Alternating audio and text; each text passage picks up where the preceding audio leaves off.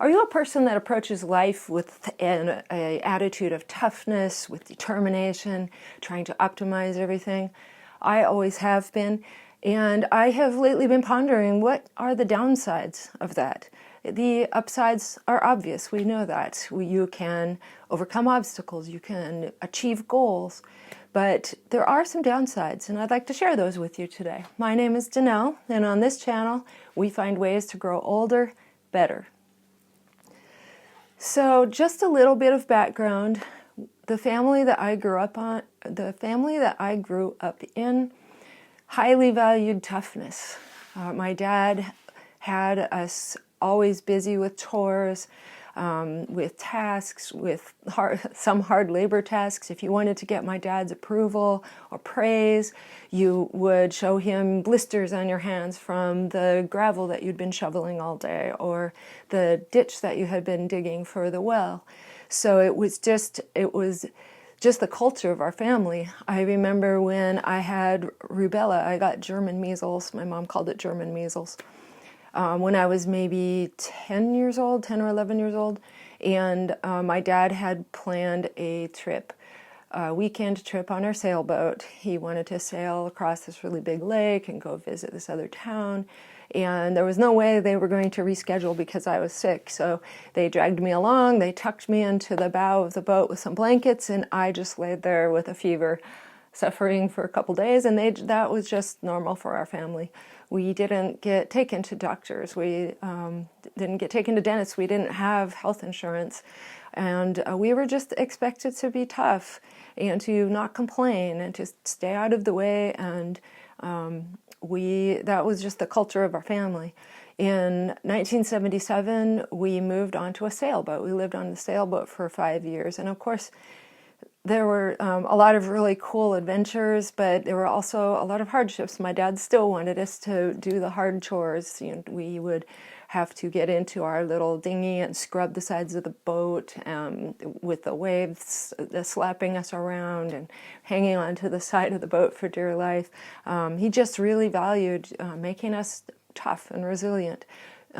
To a fault, I would say.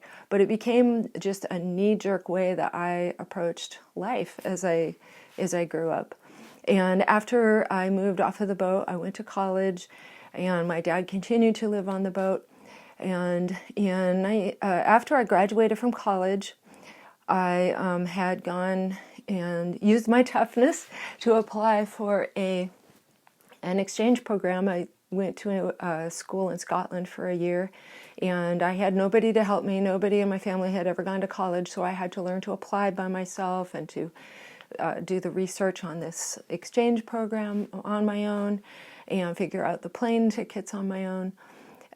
So I had to learn to be very independent and very tough if I wanted to achieve goals.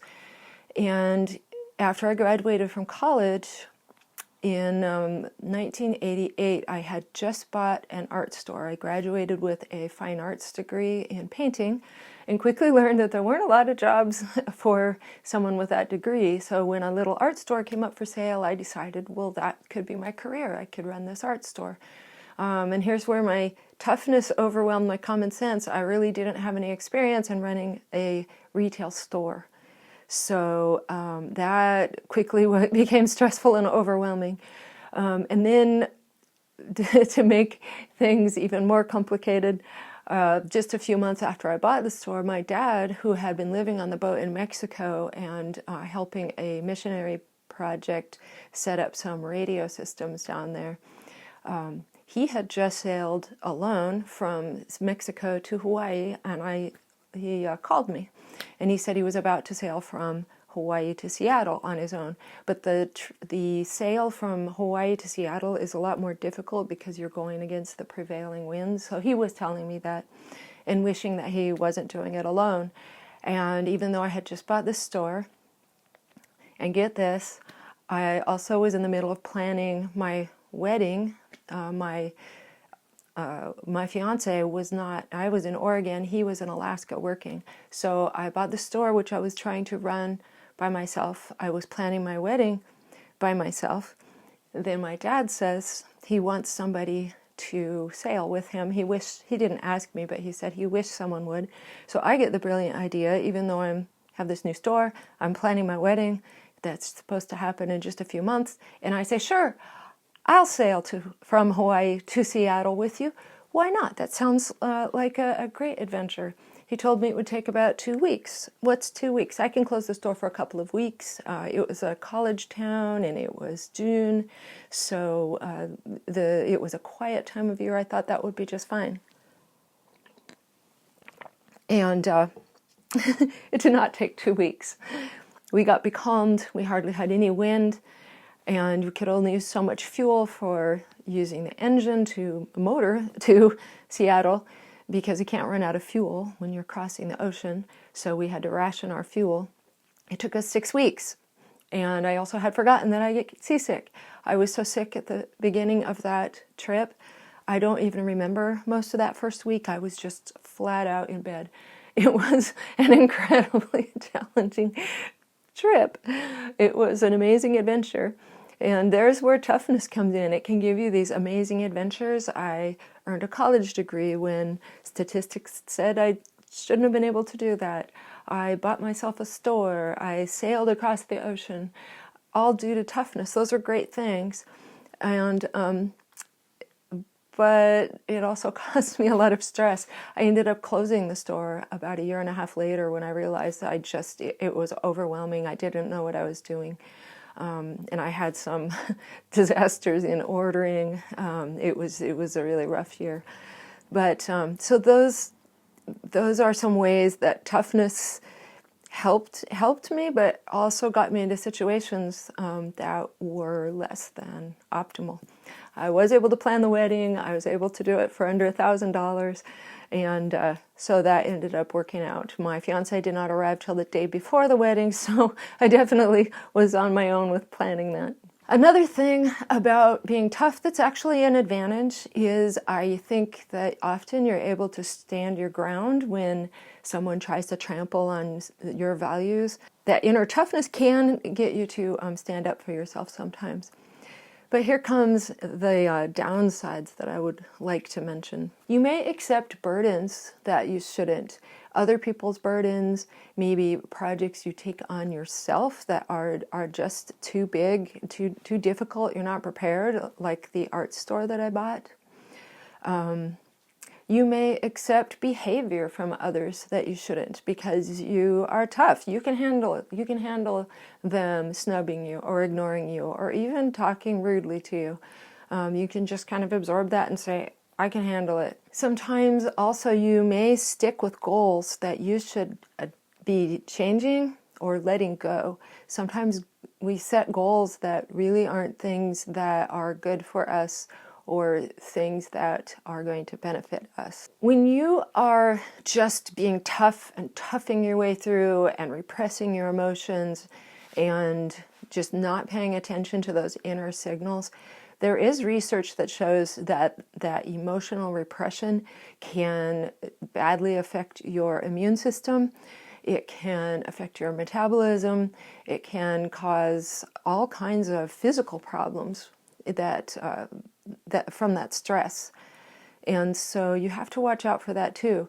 Another thing that it took me years to realize that this was happening is that I took on a lot of stress, and when we started having kids, we moved here to Alaska, and thinking myself as this toughest person, I had a 4-month-old baby, I had the 3 dogs, I had 2 pit bulls and a Rhodesian Ridgeback. Even back then, I was looking for the tough dog breeds, which is kind of funny because my Border Collies are actually tougher than the Ridgeback by leaps and bounds, and probably tougher than my pit bulls too. But we moved to Alaska. I had a 4-month-old baby, and we didn't have a house or a place to live yet, so we brought a 32-foot travel trailer up here and put it on my mom's property with her permission. And so we were living here in this dark rainforest where it rains 13 feet a year. I didn't really know anybody except for I had a couple of family members here. And I was a stay-at-home mom, so I was in that trailer alone with really no support. My then husband was working. He did find a job, but we were going to live in the trailer until we built this house and could move into this house. It was supposed to take maybe a year, and the trailer did not have a septic system, so if I needed to use the restroom or take a shower, I had to pack up the baby and go down to my in-laws a couple houses away. That was fine for a few months, but it started to get more and more stressful. A year went past, a year and a half went past, we had another child, so now I had a toddler and an infant, a very anxiety-filled infant who screamed a lot, who was very high needs, and I was still in this dark, small trailer, being tough.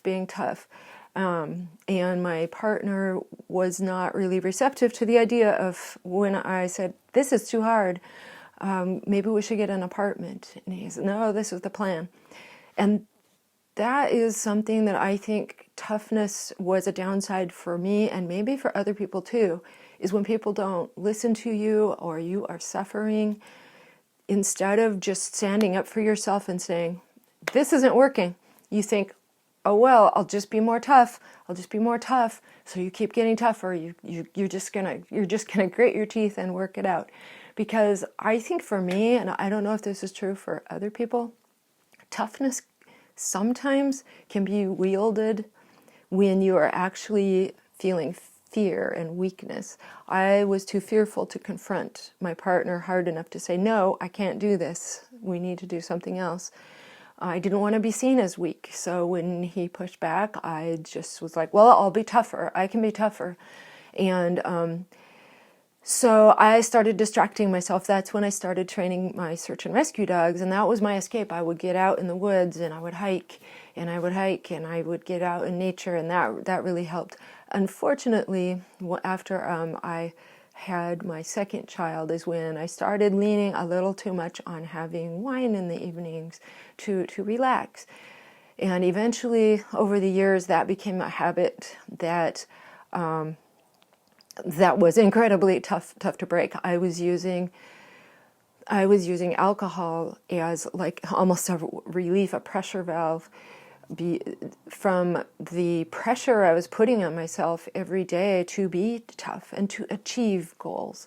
I was determined I was going to certify this search and rescue dog, my first search and rescue dog, and I did.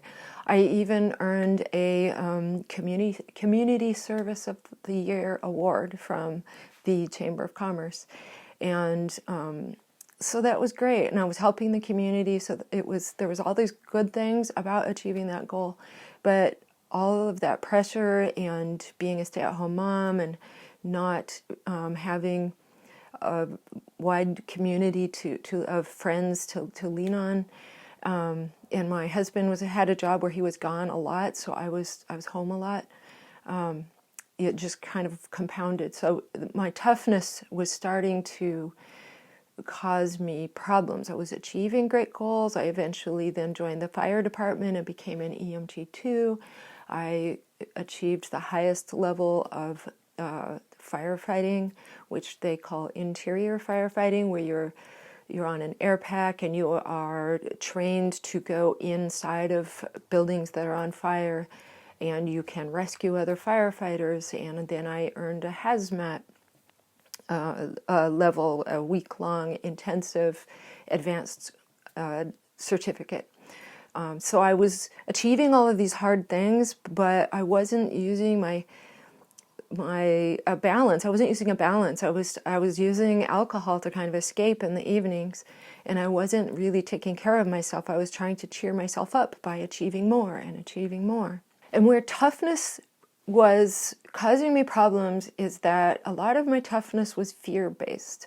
I think I feared I wasn't good enough. I was just a stay-at-home mom. I should go out and achieve something that is laudable, that I admired. I was always really interested in emergency services, and I still am. I still do both of those things.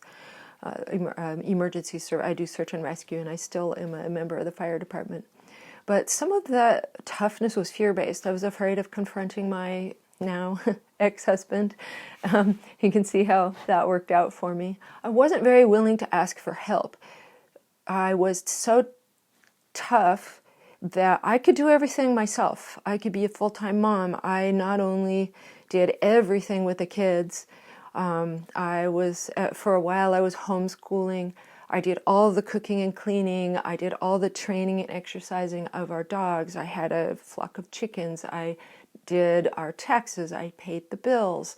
I took care of all of them. Any medical issues that came up, any school issues that came up, anything that had to do with the home and the house, I did. I cleaned, I cooked, I did all the shopping. My husband had a very challenging job, so in my mind it was okay to not ask for help because I was a stay-at-home mom. That was my job, and then he would bring in the money.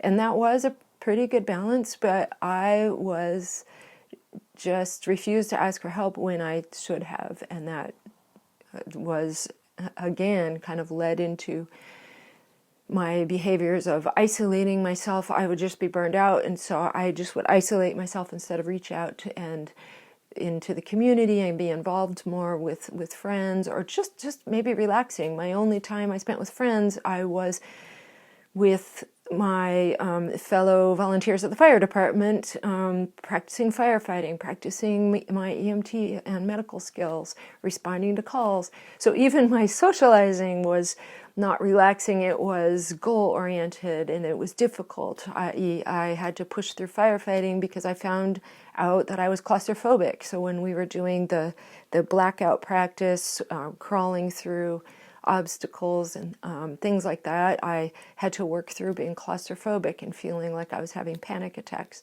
So the toughness was helping me, but I wasn't giving myself breaks. And so I would say my advice would be, if you are a person who's driven and you rely on your toughness a lot, really reflect. Are you giving yourself enough breaks? Are you giving yourself grace?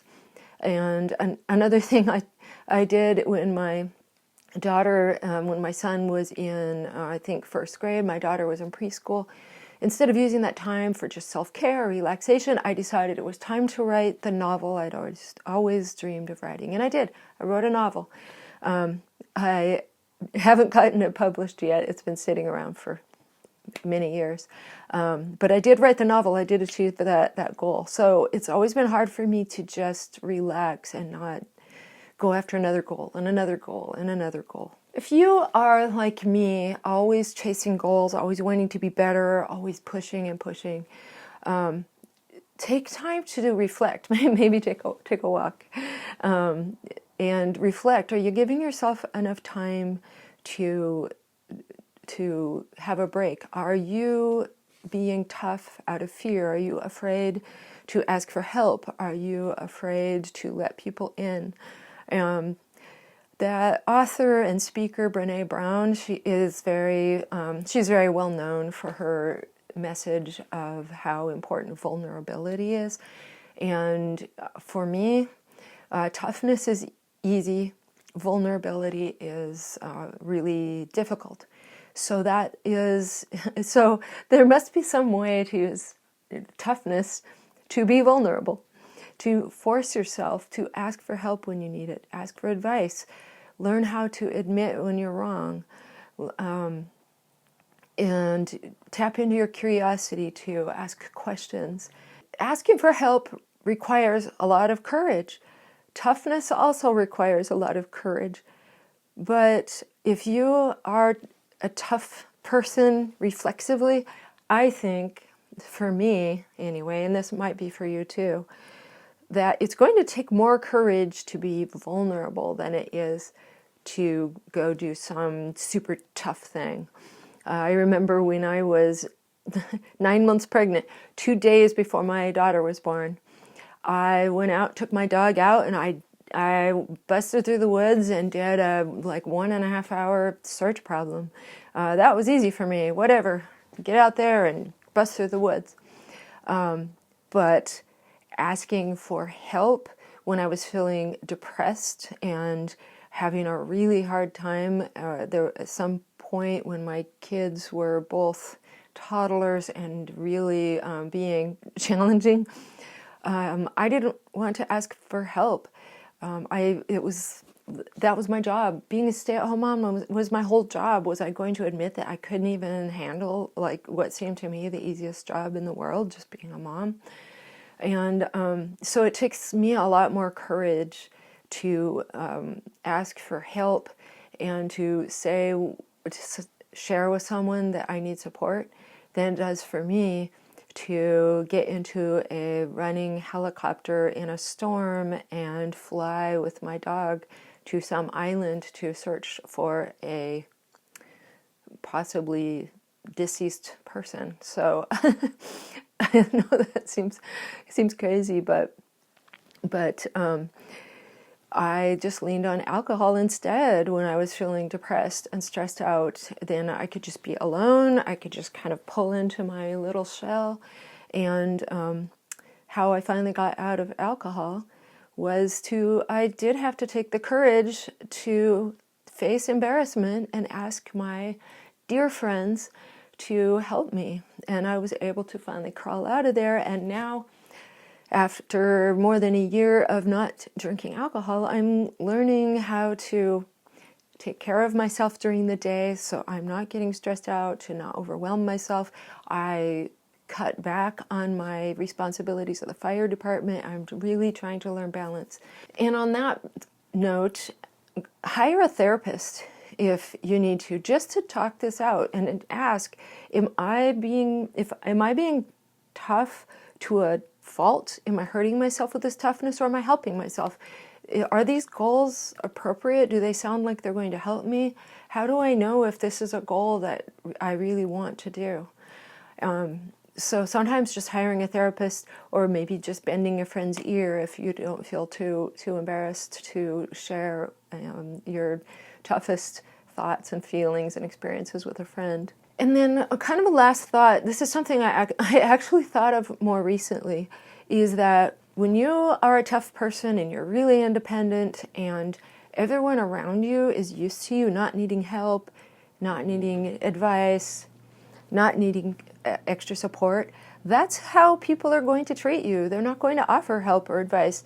And even in my marriage, I think that my husband got used to me being so independent and so tough that it didn't really occur to him that I maybe needed help and that I wasn't doing well, because I didn't want to look weak. So look at how people are treating you. Are people not stepping up to help you or to listen to you or to offer you help?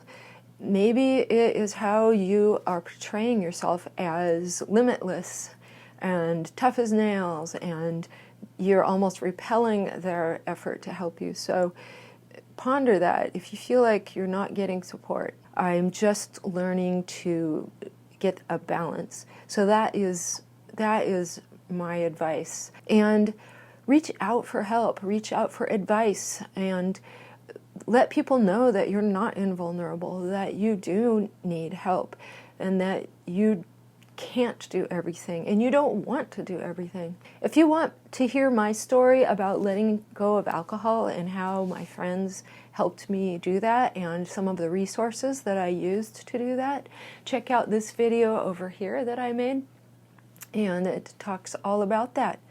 Thanks for stopping by. I really appreciate you being here.